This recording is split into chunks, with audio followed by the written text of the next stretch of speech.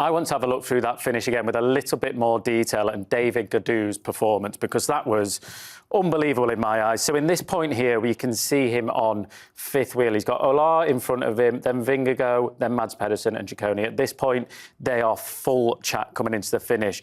Gaudu here, he's out of the saddle, and Jonas sort of makes a little bit of a move. Mads Pedersen does as well, but as you can see, Gaudu on the right-hand side, moving up, getting onto the wheel of Jonas Vingegaard, and this is almost like a little breather here. Pedersen starts to move to the left-hand side, so we can kiss the apex of the corner. And when we get to this point, we lose the shot. So I want to flip to this point, because this is where it gets exciting for me.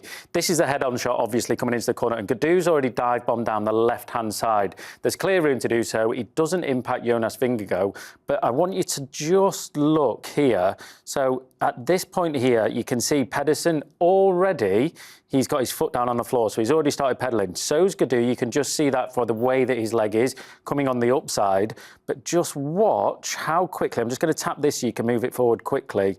At this point here, Pedersen has stopped freewheeling once again. He's back on the pedals, but Gaudu is already out of the saddle here. So he has already started his sprint.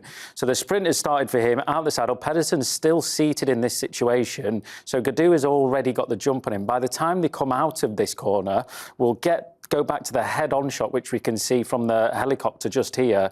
When we get to that point, the importance of getting on the pedals as soon as possible. If you can exit a corner as quickly as possible and use that speed when it's slightly uphill as it was, you get a massive advantage from it, because you're taking speed into a slight incline of gradient, so you can use that speed out of it. And as I said, when we come out this corner, you can just see already, Gaudu is already out the saddle and he runs on the inside, gets the jump on him. It's only a K or half a K kilometres per hour more, but he just gets a jump on Mads Pedersen, one of the most powerful, most explosive sprinters.